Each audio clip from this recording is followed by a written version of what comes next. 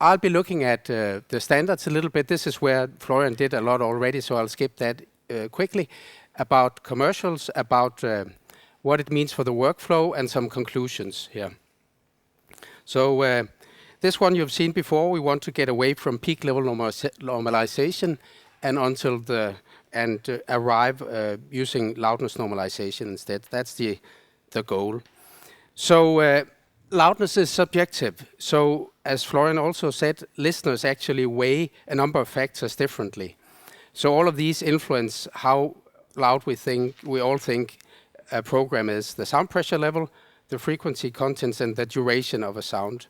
So there's a variation between listeners, between listener variation, BLV. It depends on these things like age and culture, if we are man or woman.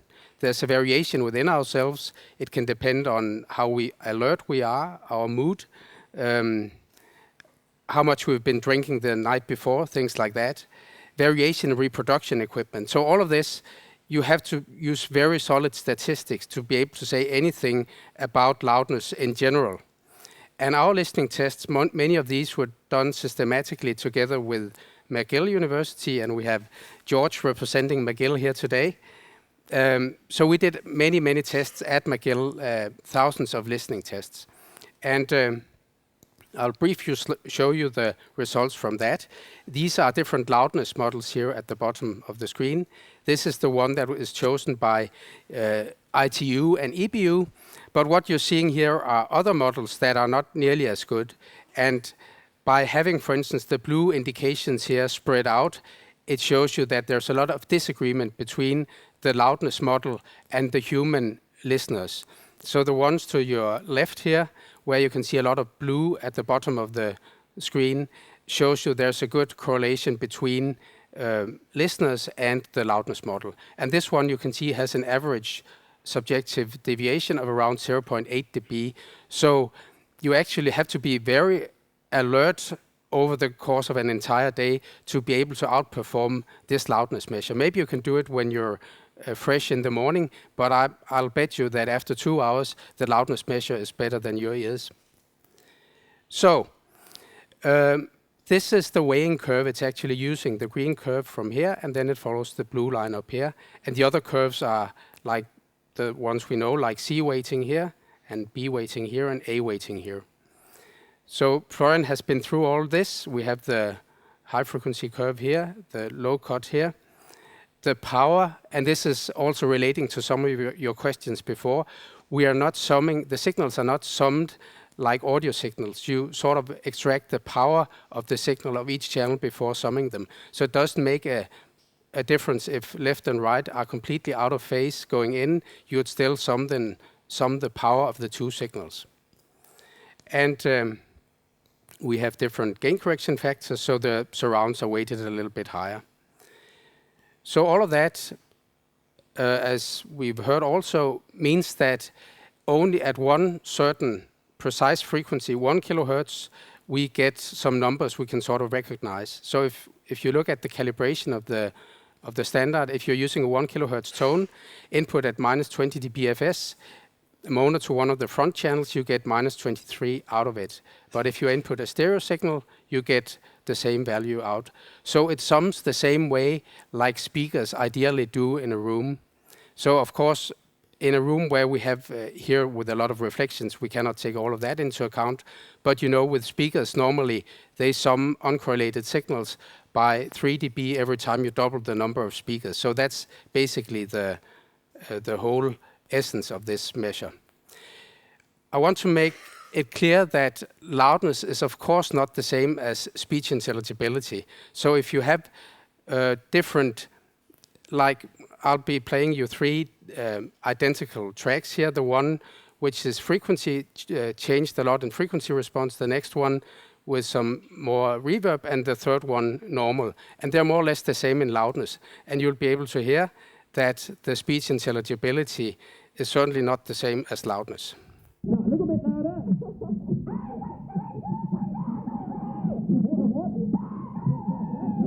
the exact frequency. Now keep it there.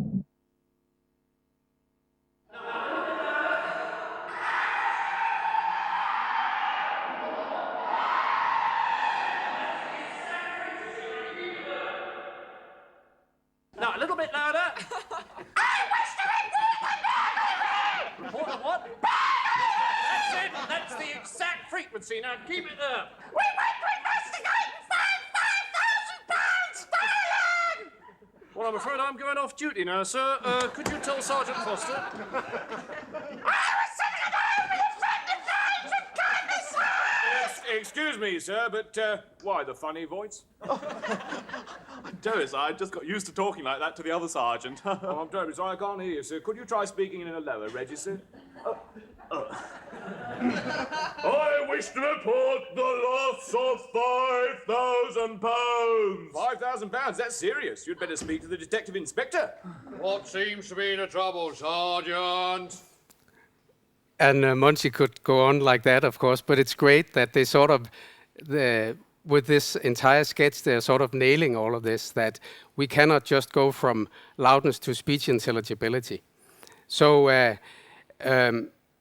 so you still have to be careful about how you pick up your sources, and so loudness normalization is not, it won't solve all your problems. You still need to be careful about mic placements and making sure that you can pick up everything correctly. So, though Florian has covered this also, I think it's worth repeating that LUFS is the same as LKFS, and it stands for absolute level. Also here you'll get, if you get the slides afterwards, I think that this maybe includes a little more information than Florian's Zen slides. So if we say that something is, the program loudness is minus 23 LUFS, it's the same as saying that it's minus 23 LKFS. And LU is a relative loudness level, and you can compare that with dB. So if we are on target, we say we are at 0 LU. So you can, for instance, have a scale like this where your target is as minus 23. You can say that your level is minus 23 LUFS, or you're at 0 LU. So here's an example of a meter that shows, in this case, LUFS or LKFS. And I've been using these slides at NAB, so I'm actually using minus 24 as the center here, because that's in the ATSC standard. But it doesn't really matter if you're using minus 23 or minus 24. Of course, we would say here in Europe, we're using minus 23, so you just need to disregard that in these slides. So I think there's another Monty sketch coming up here. Nobody expects the Spanish Inquisition. Our chief weapon is surprise. Surprise and fear. Fear and surprise. Our two weapons are fear and surprise and ruthless efficiency. Our three weapons are fear and surprise and ruthless efficiency and an almost fanatical devotion to the Pope. Our four. No. Okay, so looking at it this way, you can see that the program loudness is minus 22. And if we wanted to be at minus 24, we'd need to drop the level by 2 dB. But you could also look at the same meter by looking at LU instead, and then it would look like this. Nobody expects the Spanish Inquisition. Amongst our weaponry are such diverse elements as fear, surprise, ruthless efficiency, and almost fanatical devotion to the Pope and nice red uniform. Oh, damn. I can't say it. You will have to say it. So you see, this way, maybe as Florian said, the inexperienced operator would more easily know if he was above or below where he should be. So it doesn't matter if you're using LUFS or LU, it's probably a question of what you standardize on at the station. So anyway, we have a good measure of loudness and true peak level, and it's well standardized. As you have heard many times this morning already, minus 23 is the center of the EBU universe. And actually, it's important to realize that this is much more dynamic range than we've ever had in broadcast before. In broadcast earlier, there was like a maximum peak level at around minus 9. Now we go to minus 1, and we're also lowering the average level. So, like we were discussing last night with George, even his pristine audiophile recordings, none of them would need any dynamic treatment processing by being transmitted in broadcast under these conditions. So simply, you would be able to have the highest quality music, and nearly any film you'd be able to transmit without changing this target. One interesting thing here is actually that and that's on a side note, that in cinemas, as you might be aware, that the levels are going up there as well. So the cinema mixing engineers, unfortunately, are lowering their calibration or their replay gain in the mix studio, and thereby forcing the loudness up on the feature films. So many of the films now are unlistenable at their intended reproduction level. And actually this R128, if you run that across, we've done that with a local THX cinema, and compare against the monitor gain settings decided by the operator, it is very well predicted by the R128. So it's actually, it doesn't only hold for music or for broadcast, it actually is very, very cross-genre. And even higher dynamic range environments than cinemas have actually asked about using this measure and found it very useful. So I think this is a quite good starting point.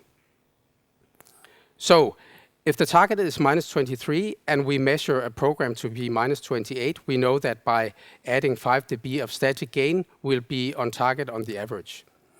So the R128 parameters, I will be very brief on these because Florian have told you already. The program loudness, the momentary loudness, short term, and loudness range. And only this one up here is gated. The others are ungated here. So it's all based on open standards and is usable across genres. So the biggest challenge is actually what you would consider wide loudness range programs. That is a feature film, that's a classical music concert, a good jazz recording, things like that. And there have been other attempts of normalizing wide loudness range programs. And for instance, one of them that has been suggested is speech normalization. And I'll just give you a very brief example of that this doesn't work across genres.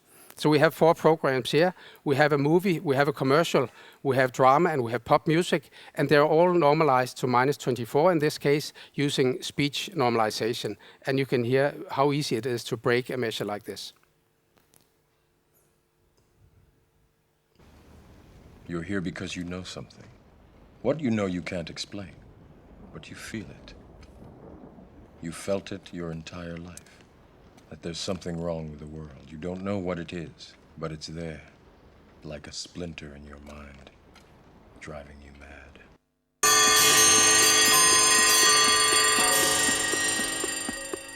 Guten Abend. Buenas noches. Dobre večer. Bonsoir. Buonasera. Dobre dien. G'day. Oh, wow, we're away. What you doing? Oh, deciding what to wear. My first day back to work. Do I look fat in this? I think you look good and everything. Wow, your father has taught you well. Dad, this is the best part! Come on! No, this is I want to listen to it, okay? Yeah, right. Too late. Sure. Eat this.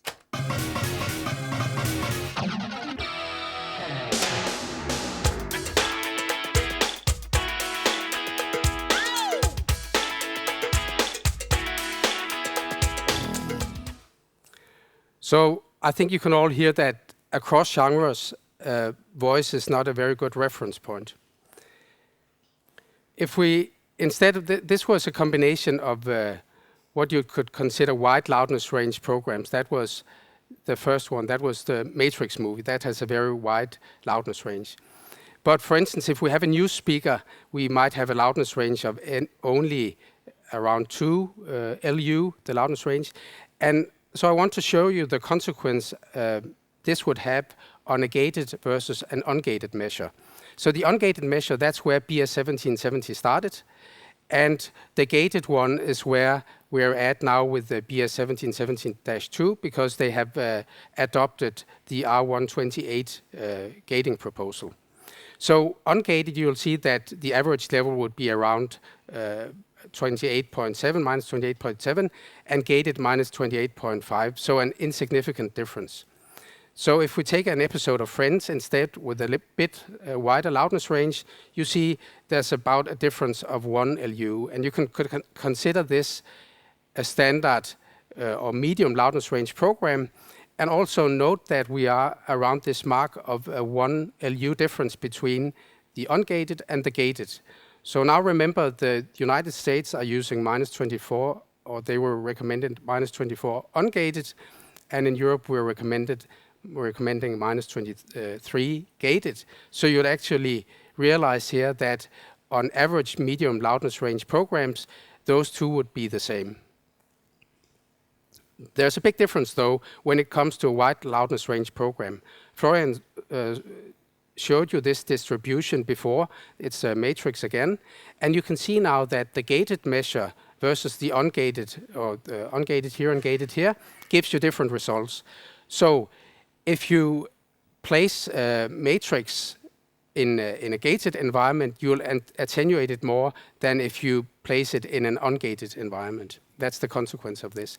It also means that you give more headroom to wide loudness range programs than to narrow wideness range programs. This is done automatically in the standard.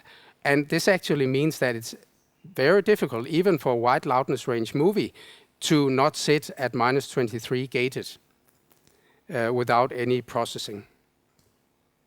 I hope this is that you can make sense of that. A bit more about the gating here. The EBU decided or checked gates between -10 and -6 LU and found that that was much better than using no gate or other ways of gating. And it was verified in independent studies by 2 Japanese organizations, the National Broadcaster and the Organization of Private Broadcasters. And they supported a threshold of -8 LU. And finally, CRC in Canada did the same. This showed the best performance on mean subjective deviation. And these are the NHK results, where you can see the gate at -8 as the best. And this is the CRC results, where you can see the gate also at -8 as the best across a variety of programs. What has happened since is actually that ITU has standardized on -10. So even though all scientific publications at this point show that -8 would be the best, we are here with -10, and it's not such a big difference from -8, but it's more of a political choice than a scientifically defined choice. It's probably a question of ITU not wanting to completely adopt what the EBU had developed without at least a little change. So it's only a little bit worse this way, but not too bad. So let's consider these 3 versions of gating on program loudness. The ungated one, which was where BS 1770 was to begin with. And all of these use completely identical frequency weighing, ways of summing channels. So the only difference between this is if you're gating them and how you're gating them. So in an ungated measure, you include silence. If you gate at -20, which we did originally with our center of gravity, you exclude silence, but with -8 or -10, you actually focus on foreground sounds. So this one is quite application critical, the ungated one. You have to start the measure precisely on time and stop it on time, because if you, for instance, have a program that's 5 minutes long and you have like 30 seconds silence before the program and 15 seconds silence after, that would bias the result, because it would still keep measuring. So where the gate in that case would at least shut off the measurement at -20, and also of course the higher level gate. These two are cross-genre criticals. This means that if you consider many different programs, then both of these two would be prone not to work equally well on all types of programs. However, the gated one, the high-level gated one, is much more cross-genre friendly. So all in all, you get similar program loudness numbers across all these 3 measures if you're using only narrow loudness range programs. That could be commercials, that could be a pop song. They will show almost the same if you actually start the ungated one and stop it on time. You'll, on the other hand, have different numbers with wide loudness range material, as I showed, and there would be the most pronounced difference between -8 and ungated, a little less between -10 and ungated, and again less between -20 and ungated. These were, for those of you who saw my True Peak session yesterday, I just ran my own iTunes library through that. And you can see here, for instance, Wish You Were Here, Pink Floyd has a wide loudness range, and measuring it by R128, you'd get this number.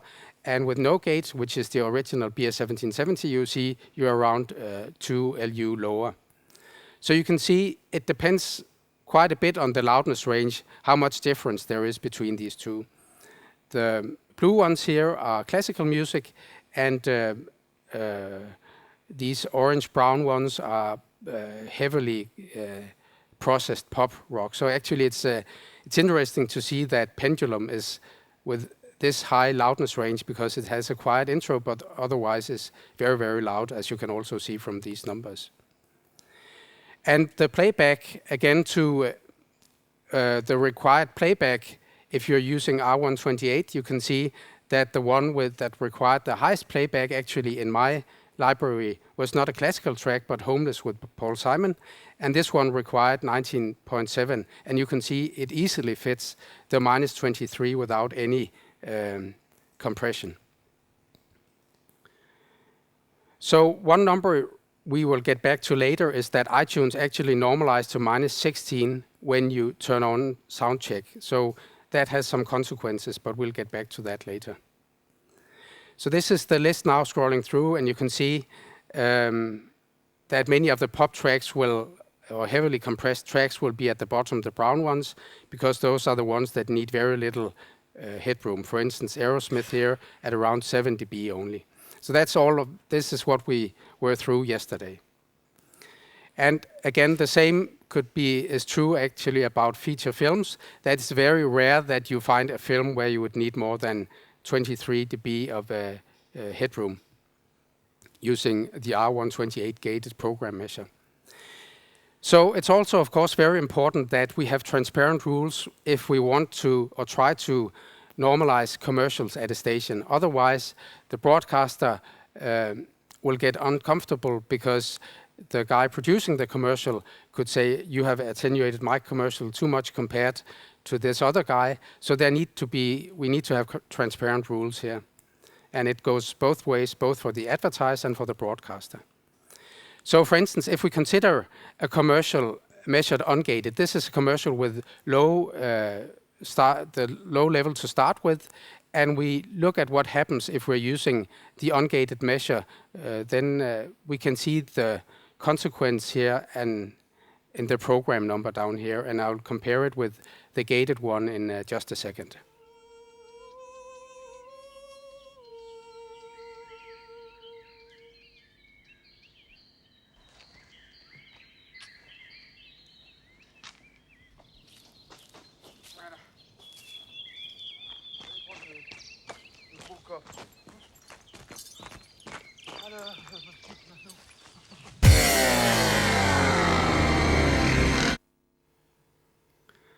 So in this case, you can see the program loudness ends up at -24. So this would be fine for broadcasting under the current ATSC conditions. This would pass all tests there. But if we're using the gated measure, you'll see that program loudness reads completely different.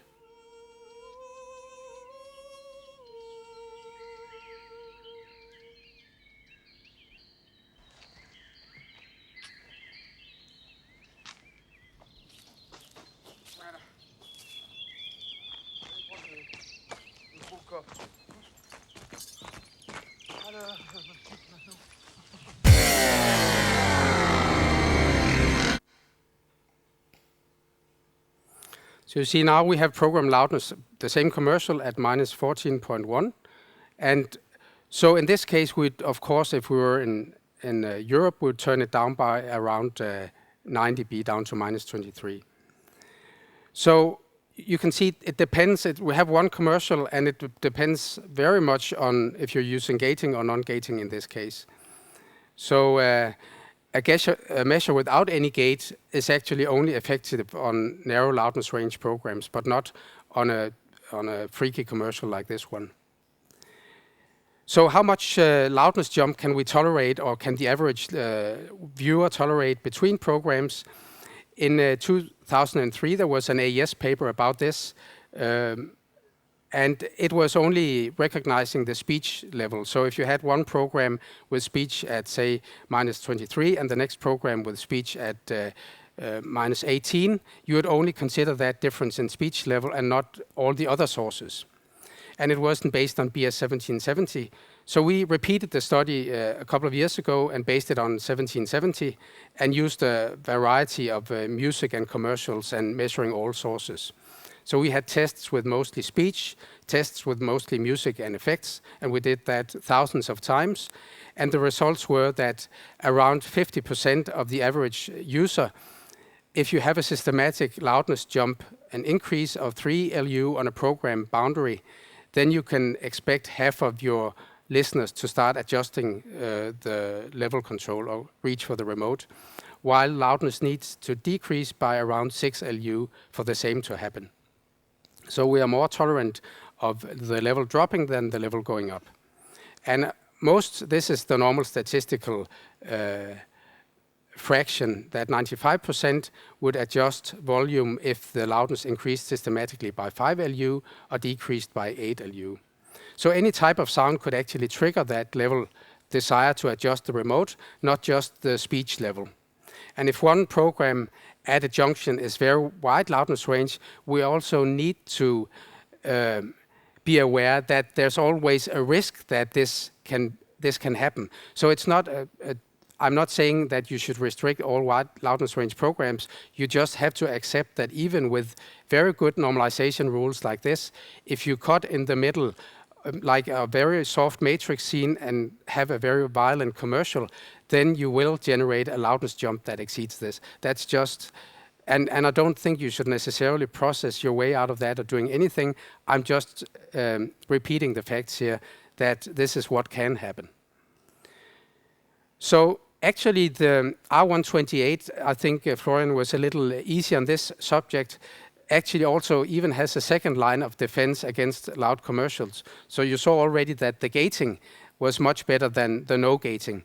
But the way they have been treating commercials in the UK for 2.5 years now is actually considering a short-term loudness, a sliding window of 3 seconds. So they take the commercial from start to end and measure a 3-second window.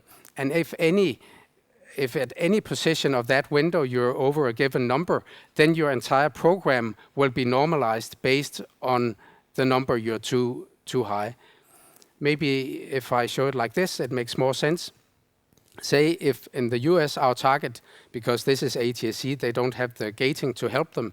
So I was suggesting this in a recent presentation. If you set at least a maximum for the 3-second sliding window at -20, then if you had a commercial where in this case your 3-second maximum was up here, then you wouldn't normalize based on average level anymore. You would normalize based on this sliding window function.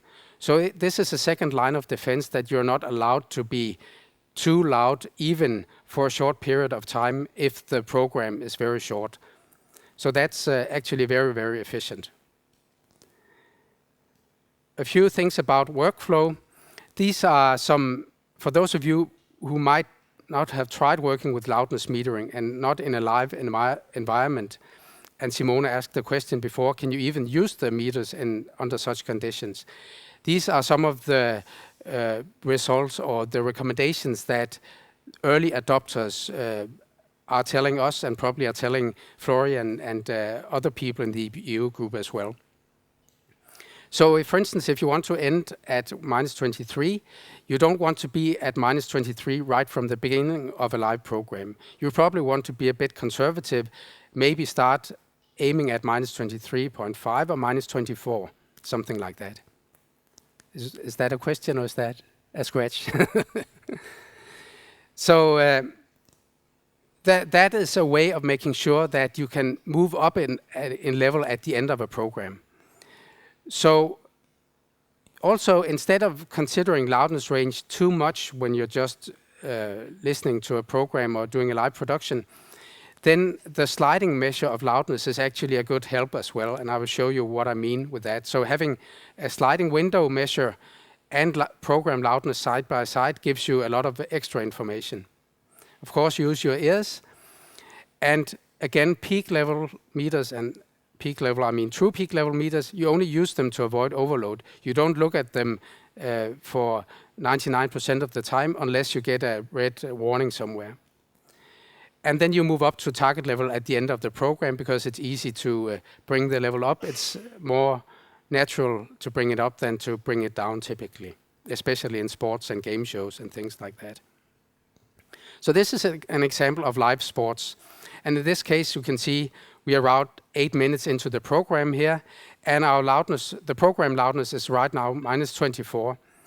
And you'll see that even though the loudness jumps up and down over the next 15 or 20 seconds here, this number doesn't change much.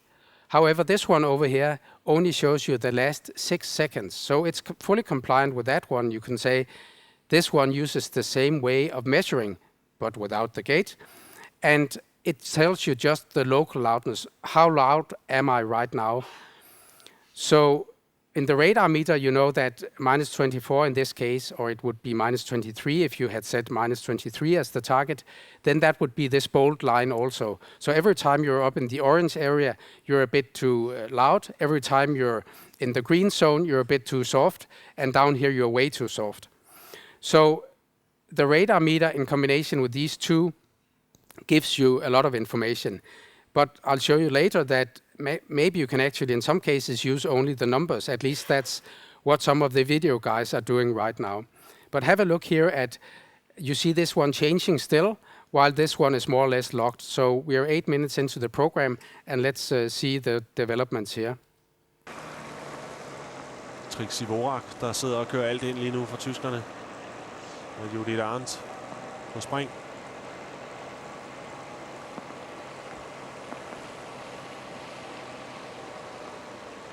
Lungo sidder der altså stadig.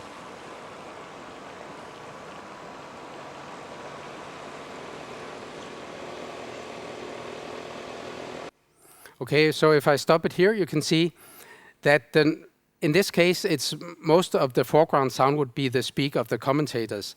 And this was Danish commentators, so you wouldn't make much sense of that. But you can see that the background noise is around here, and this is actually the foreground level here.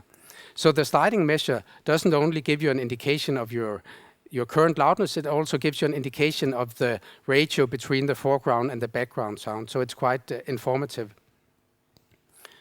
Oh, let's skip that. That's if you only look at the radar. We'll skip that. But an interesting one is also if you only look at the numbers, because that can actually, as I said, some people are doing that just together with the normal peak meters or something like that. You have a peak indication to tell you if you're too high, and then only these two numbers.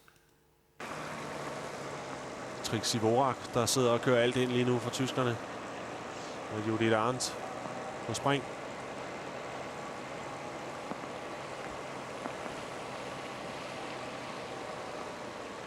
Lungo sidder der altså stadig. So it's interesting to see what the future will be for loudness meters. Nobody knows yet.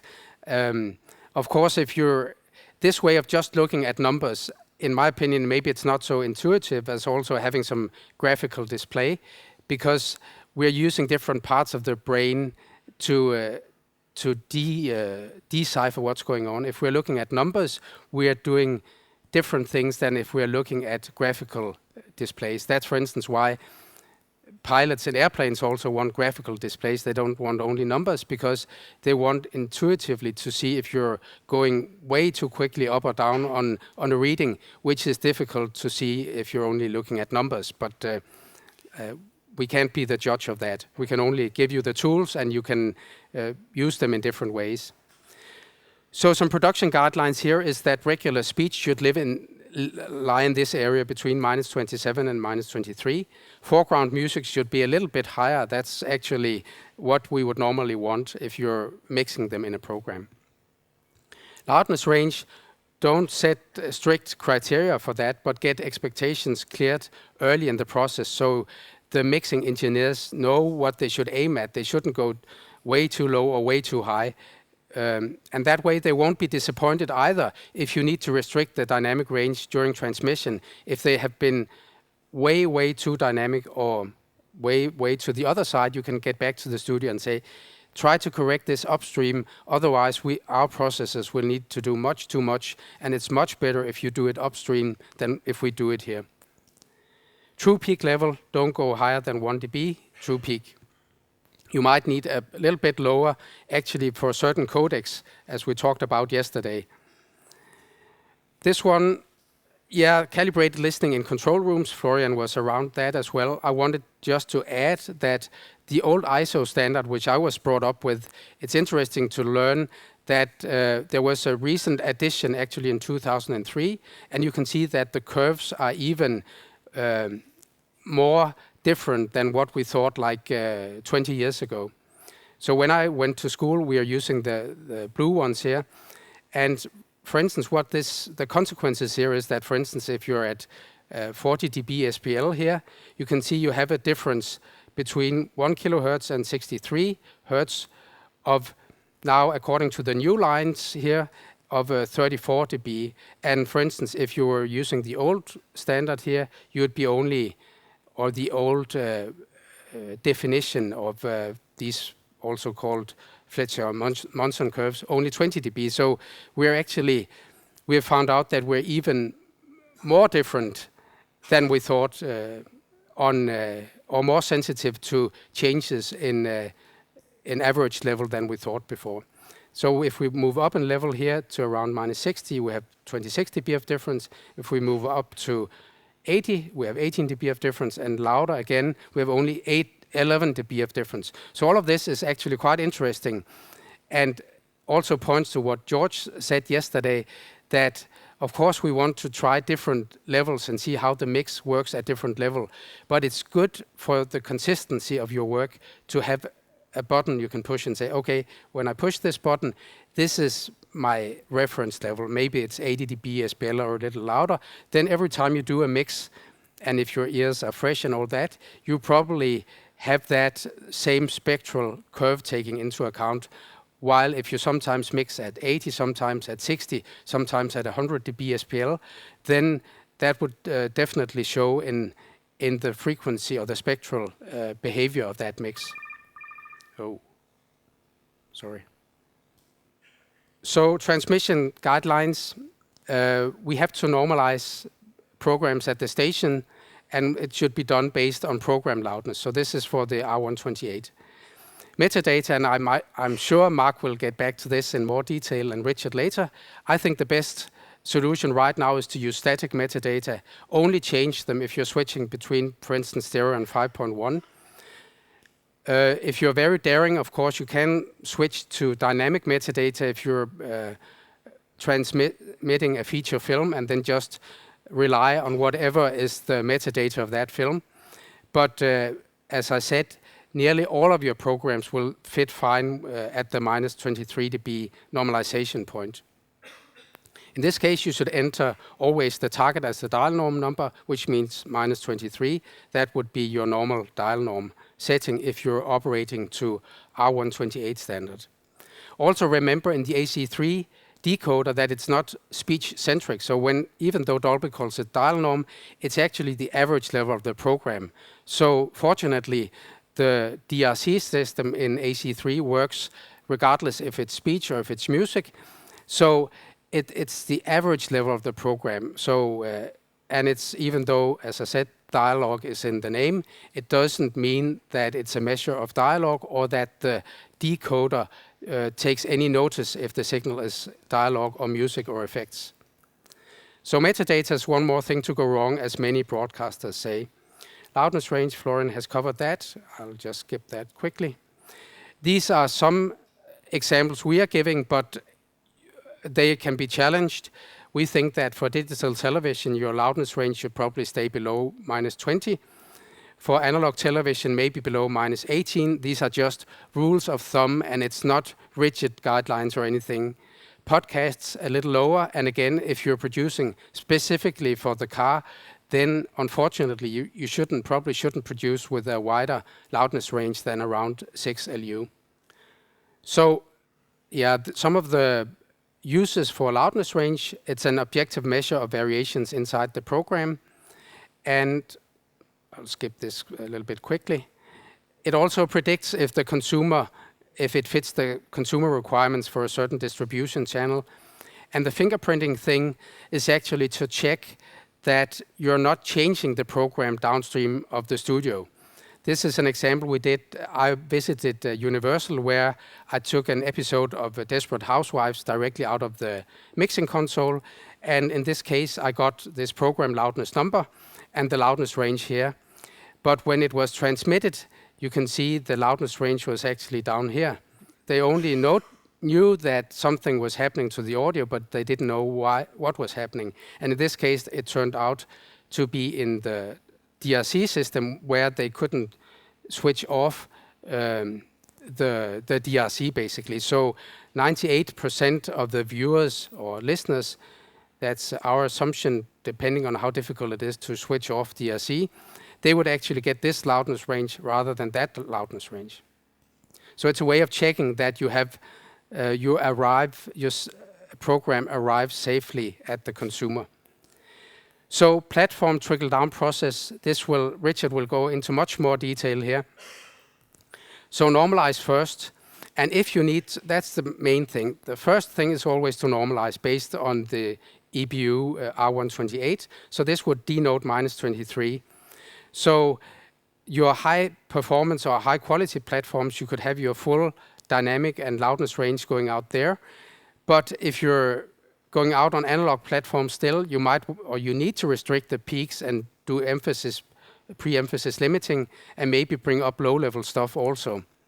And further for mobile platforms, because otherwise this would be completely overwhelming if you're using a mobile phone, television, or iPod or something like that.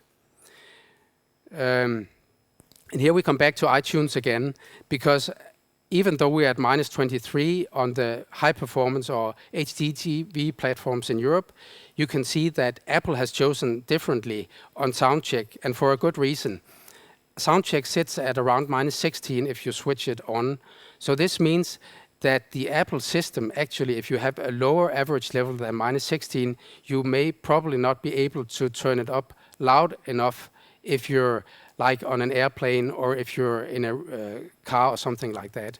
So if you're doing podcasts, I would suggest not to have average loudness lower than -16, because you simply don't have the gain built into the reproduction system in the Apple devices.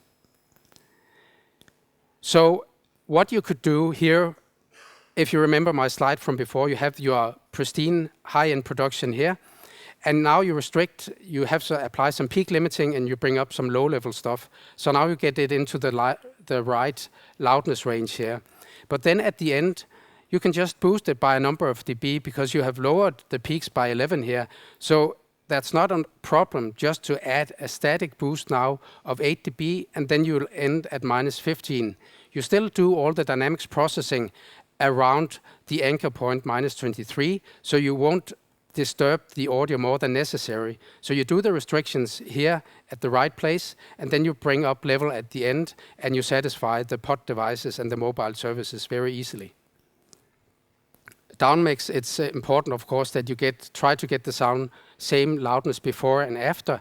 And if you do that, you simply cannot afford to lower the left and right channel, because otherwise you'll be too low on the downmix. So you might want, there's a discussion, of course, if you want something like -6 or -3 or -2 on the surrounds, but that's probably where you would want to be, and the center at -3. So I think these are given things. Left and right, they have to sit at 0. Center, very few people would argue that it should be different from -3. But the left and right surround you might not want them at -6, but a little higher. And the consequence, of course, is that you can end up having too much if all the channels are engaged at the same time. You need a limiter at the output, otherwise you would be able to overload the system. And so if you're doing this at the station, of course you should do all of this in a high precision domain, so you can do limiting at the end. Up conversion, the same thing. It should be neutral as much as possible if you're doing up conversion at all. So also be sure to collapse it, that you have to collapse it to stereo afterwards. when setting it up, so you know that if people are listening to a downmix of the 5.1, it won't be affecting the quality of that. So this is what I'm suggesting, that you, on your monitor output, sometimes listen to the 5.1, sometimes listen to the downmix of the up-converted signal, and sometimes listen just to the stereo itself. This way, by switching between the downmix and the stereo, you can determine if you have harmed the signal when listening through stereo speakers. Conclusions here. R128 is better at controlling commercials, better at controlling wide loudness range content, better at setting metadata than a speech or a peak-based measure. It enables transparent normalization across platforms, and it gives you something that's based on an open standard. You can use automated handling on a server, and you have harmonized metering across many brands. So it also ends up being cheaper than a solution where you're tied in with, for instance, one company. I'm showing you this picture, and I think Henrik and Kim will recognize that, our film operators. This is Henrik's desk at TC, and we have forced Henrik actually to use loudness normalization on our internet services, because we don't want to push the loudness war on internet content up to 0, so we wanted to sit lower than that. We also quickly found out, however, that -23 is too low. By going to -23, we are much, much lower than anybody else. So we have risen it to around -16 now. Isn't that around that, Henrik? Yeah. And that works fine, so we don't have any problems with overloads or anything, and we still have a wide loudness range that is fine for much better than many of the other internet audio offerings. So we thought that at least maybe we should go a little bit lower, but -16 is a good starting point for now, and as I said, it gives you high quality for nearly all pop music. A85, that's what it's called in the US. This one has only focus on HDTV, and it specifies anchor elements for wide loudness range content. Anchor elements could be music, or it could be dialogue. It's got good monitoring guidelines by Tom Holman. It's worth looking into those. And if you need some more information about AC3, it's also in the A85. R128, on the other hand, is for all platforms, and it's using this simplicity of one number, the -23. So this is where you do all your processing around that. It's got good distribution guidelines. You'll hear that later today. Yeah, all of these things, we have talked about that, and it's got the tools to control the commercials. So take advantage of these, the program loudness measure and all the other R128 tools. And I want to repeat that the -23 LUFS gated, which we're using in Europe, is very close to the original -24 ungated that ATSC 85 specifies. So the natural decision for ATSC would actually be that they are now including the gated measure, so they should also go 1 LU up. But I think that would be difficult for them to swallow. But that would be the scientific consequence of if they wanted to follow only scientific evidence, that's what should happen. And maybe I didn't point too much to this, but a difference between gating at -8 and -10 LU makes little difference on most material, though all the studies we have at this point suggest that -8 is better than -10. So the tech documents here, 41, 42, 43, and 44, the EBU mode, the loudness range descriptor, production guidelines, and distribution guidelines. And the happy logo from Florian. And I just wanted to make sure that especially the companies that are not so strong on marketing, like TC, for instance, RTW, Penguin, and Grim Audio also contributed much to the work in R128, and I think we should give them credit for that also. So these are some of the references here, and of course, these slides will be available to you afterwards. And all we have at the TC website also a glossary, and I will point you to that if that is of interest to you. So I'll be happy now to take a few questions, and then we have a coffee break. Thank you.